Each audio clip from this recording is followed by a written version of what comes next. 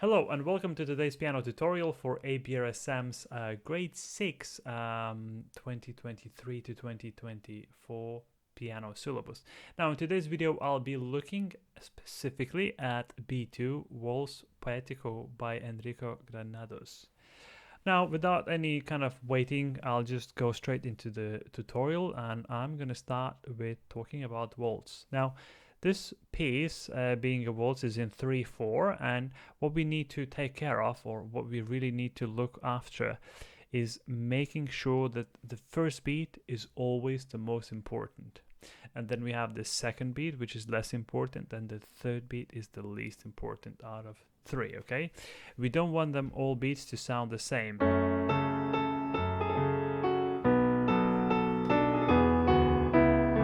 You know, that doesn't sound graceful, that doesn't sound waltz-like, it doesn't sound elegant, okay? It doesn't sound poetic, it's just robotic. We don't want that. So what we really want is having that 1, 2, and 3, those beats. 1 is more. You know, I'm not saying you have to play quieter on second and third beat, but maybe just always give a tiny little impulse on the first beat all the time.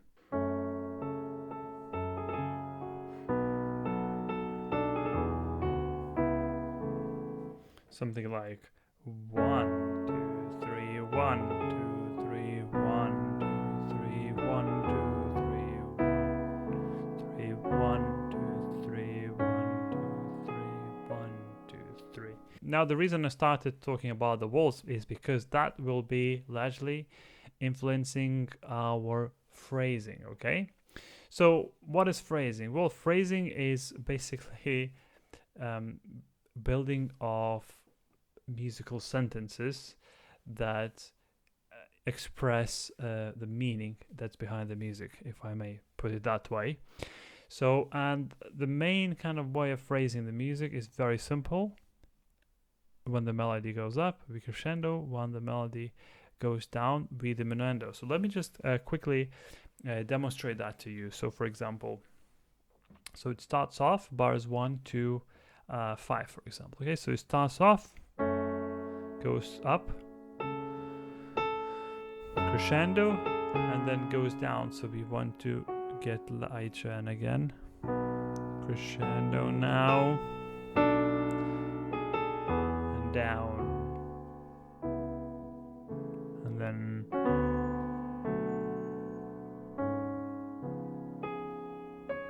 up, and then again down. Yeah, so it's basically like that. Let me just show you an example from bars 33 to bar 39. Okay, so music starts up and then it's going down, so we want to diminuendo. Yeah, and then we go down, up, something like that. Okay, so this is the main idea of phrasing, and you want to apply this sort of phrasing through the whole piece, especially in the right hand. So that was the first kind of way of phrasing. As I said, when the melody goes up, we crescendo. When the melody goes down, we diminuendo. Now the second part of phrasing comes from the melody's position within the keyboard. So for example, if the melody is here, the phrasing won't be as intense. If the melody is here, the phrasing will be a little bit more intense. And that being said, I particularly refer this in bars 33 to pretty much 44. And the reason for it, we want the right hand to be very articulate, very expressive in its phrasing. So we really want to start really loud, and then so we have enough room to go down in our melody.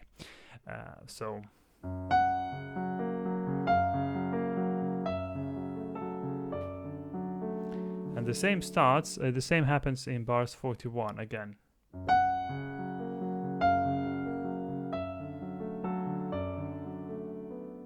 Basically that's our idea, okay? So the higher in the register, the more intense you will want your melody and your phrasing to be, because the piano strings tend to be quieter here, or thinner here, therefore there is less vibrations. Okay, so obviously that depends from piano to piano, but that's sort of a general kind of thing. Okay, so let's just talk a little bit about the balance. So the balance, this is something that's very, very important in this piece, because we have a variety of note values, okay, and we are using quite a lot of the keyboard here. So what we want to do is we first want to find out where the melody is, okay? And so the melody is obviously in the right hand. So what's happening here is we want to separate the melody from accompaniment. Okay? And so the easiest way to do that, to practice, I've already mentioned that actually in my first video on YouTube, that was just practice the right hand, very loud, and the whole thing like that. So, right? And then whenever there is a melody, you just want it to be a lot thicker and a lot more expressive.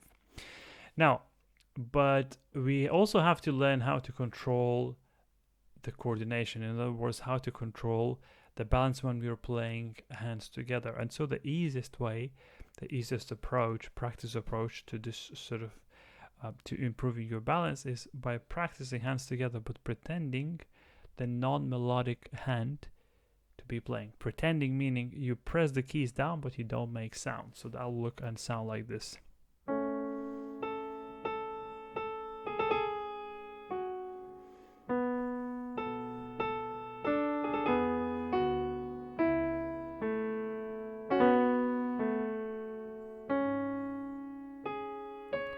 Basically something like that. And we do the same in bars 11, so it's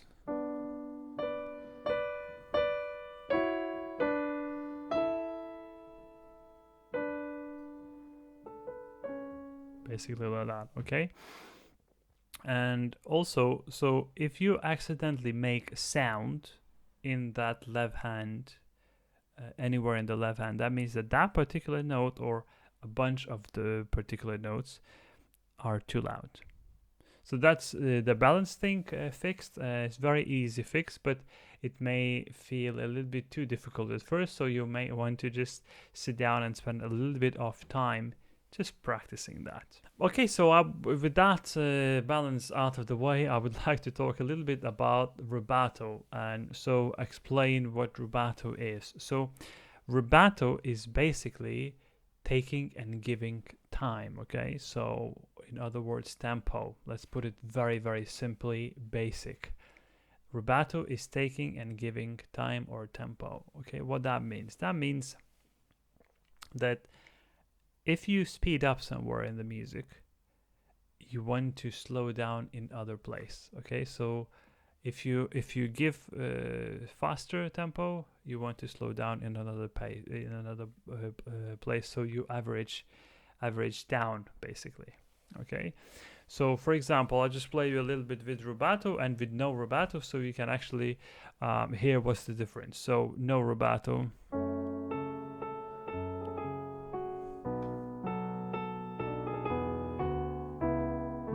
Okay, so it's like just very plain simple 1 2 3 1 2 3.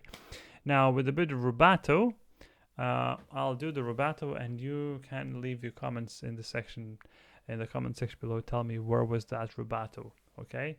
So in bar 1 2 3 or 4 or 5, okay? So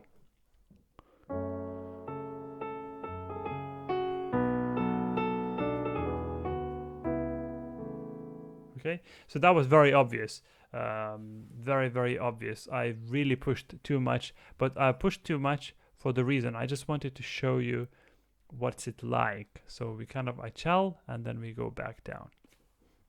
Okay, so in this piece, so the rubato usually, you know, we can either predict rubato or the rubato is being written out by composer already. So, and in this piece, we have the rubato written out by the use of ritenutos and ralentandos. Now, how we control that, okay? So basically, ritenuto and rallentando is slowing down in tempo that's being followed by an expression called a tempo. A tempo or a tempo is basically go back to the original tempo, okay? So want to push back. So what's happening here is we have those ralls and then a tempos, ralls and a tempo, and rall I mean slowing down.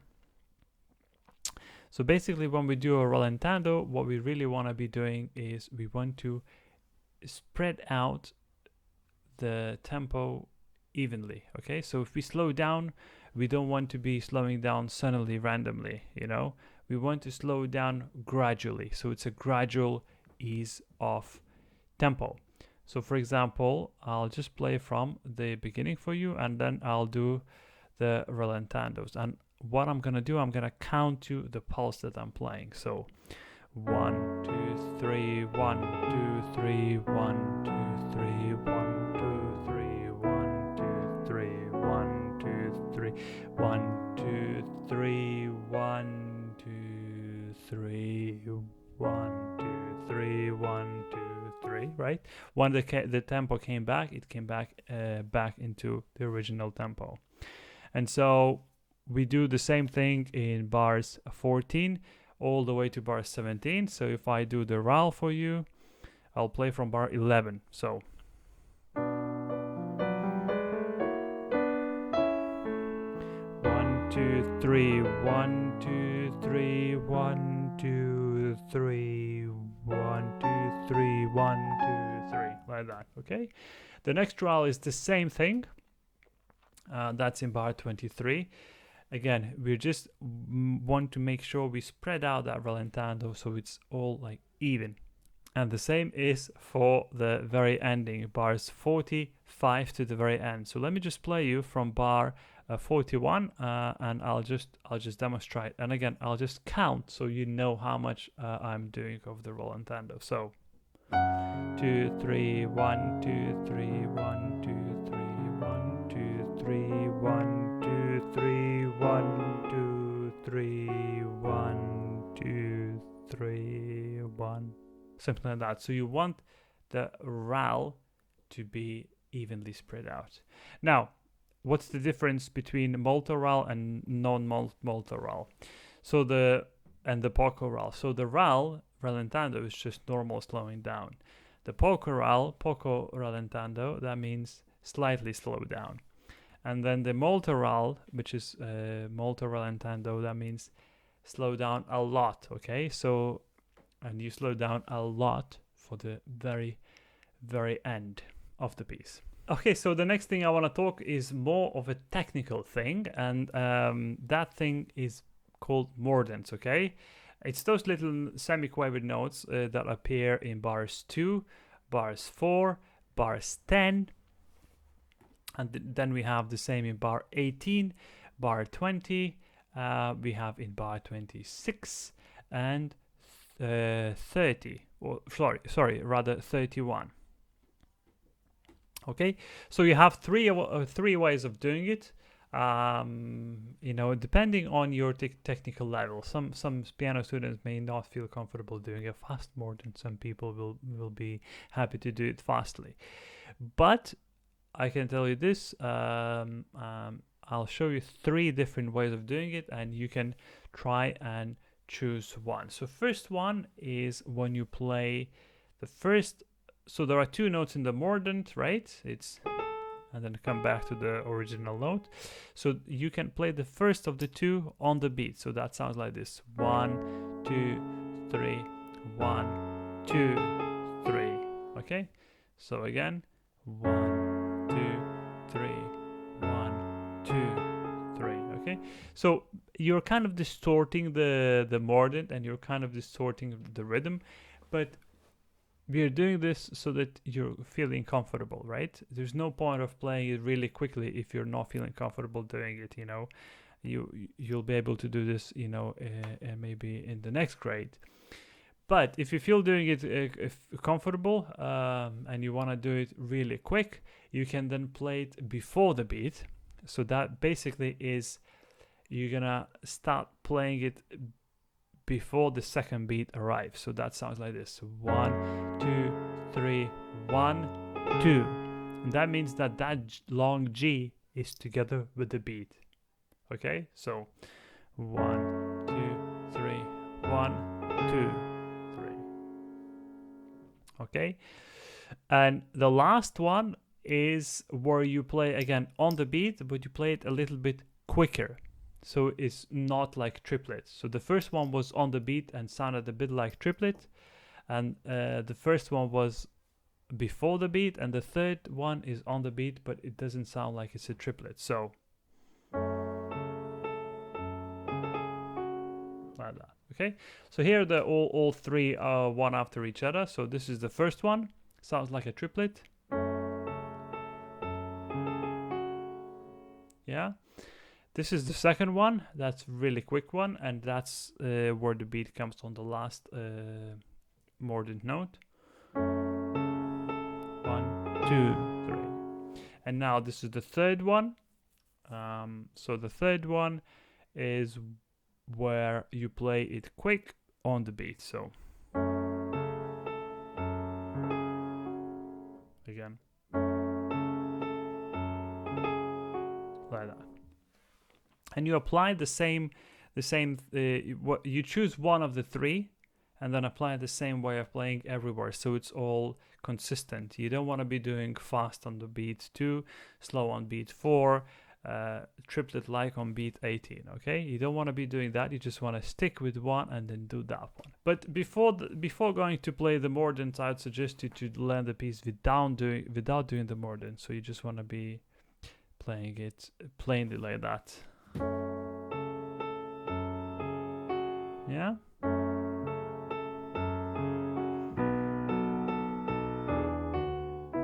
Basically like that. Okay, so let's talk about the pedaling. And in this piece, there are 3 ways of pedaling, and all 3 ways we're gonna be using. It's like a mix and match. But before we go into the pedaling, I wanna tell you one thing. To avoid any confusion about pedaling, because it's not written in the piece. Not a single pedal mark is written by the ABRSM or the composer. What we want to be doing here, we want to go onto my website and download the sheet music, right? So you can go into my website and download the sheet music where I shared pedaling as well as some fingerings for you, okay? Because there are a few bits where the fingering isn't the most comfortable, so I kind of adopted it and changed a few things here and there, but mainly download the PDF because of that pedaling, okay? And that's very, very important, because that pedaling will help you to go around the music that which involves mordents, okay? Because when we start using pedal together with mordents, it's very often what we get is this, the muddy sound, and then here again. Don't want to do that, okay? So let's just jump into the 3 ways of pedaling, and make sure you download the PDF of my website so you see all the pedal markings. I'll make sure I write them very clearly, as well as some fingerings, all right? Let's go to pedaling. Okay, so the pedaling techniques, there are 2 pedaling techniques I want to talk about. So first pedaling technique is called half pedal, okay? So half pedal, basically what's happening is, you'll get students playing pedal either full or nothing, okay? And so there's very little sensitivity in there, okay? So what we really want to do is we want to do half pedal. So how to find half pedal? We go keep repeating the notes, and then you slowly start to press pedal, and once the pedal starts to catch the note, this is where your pedal starts, okay? And then from there we want to pedal from the halfway point, okay? So where the pedal just about starts to catch the note. And what that does is it's actually much more efficient economically, meaning that if you go a tiny little bit up, the pedal is clean. If you go a little bit down, the pedal is there, okay? So you can only work within that little range of pedal from within here.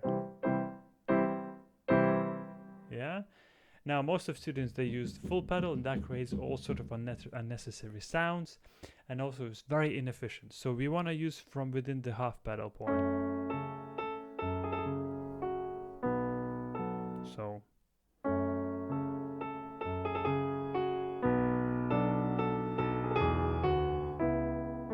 okay, so we don't want to be using all the way up, we just want to be using from within that. So that's the halfway point, okay? So the next pedal we want to be using is called the late pedal. So late pedal is basically, and I'll write it down in the sheet music for you. The late pedal is basically when we pedal after the note is physically pressed, but you have to play the pedal down later by a milli-nanosecond, okay? So you're just later by a second. You don't want to be late by 2 beats, okay? So it's just by a second. So press note, pedal down. So press note, pedal change.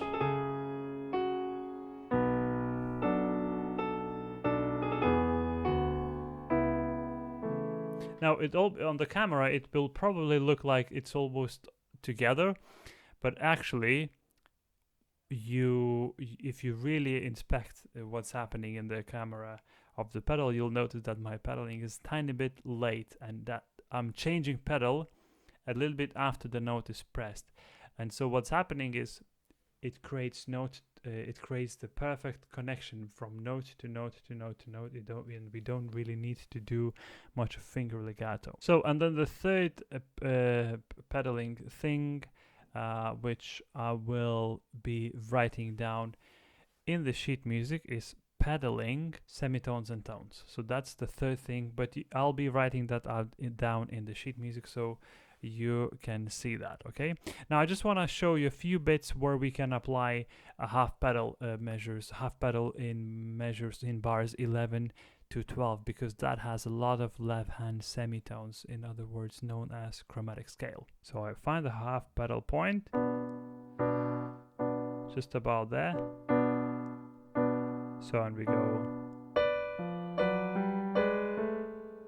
Yeah, you can hear that trail of sound. Now if I want to clean that pedal, if I hear that it's too much, so because I use half pedal,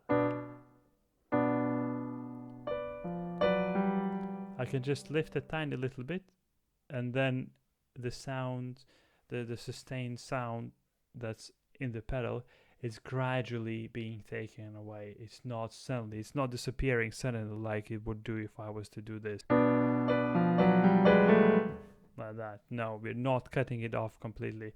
And so that half pedal allows us to pedal our music very gently, because we're kind of playing within the range of pedal and non-pedal, okay?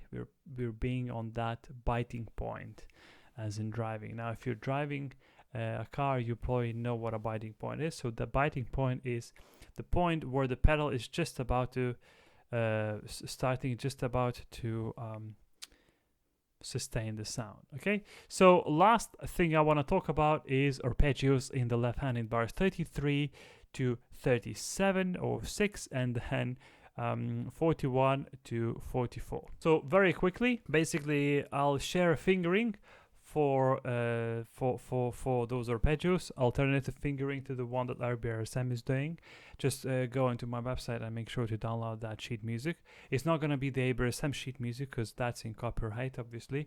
I'm going to be using something that's out of copyright, because that's Granados died in 1916, so that's way there out of copyright now. So let me just show you a few techniques how to do. So first I want you to make sure that you just apply the rotary motion of your wrist. Like that. So that's kind of best way of doing this. Just really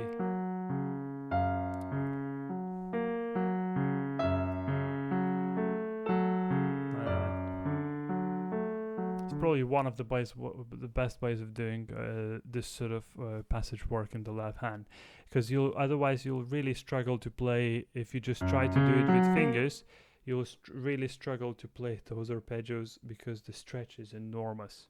Okay, so that will finish today's video. I hope you found this very useful, and please do email me if you have any questions, or hit the comments section below on this video.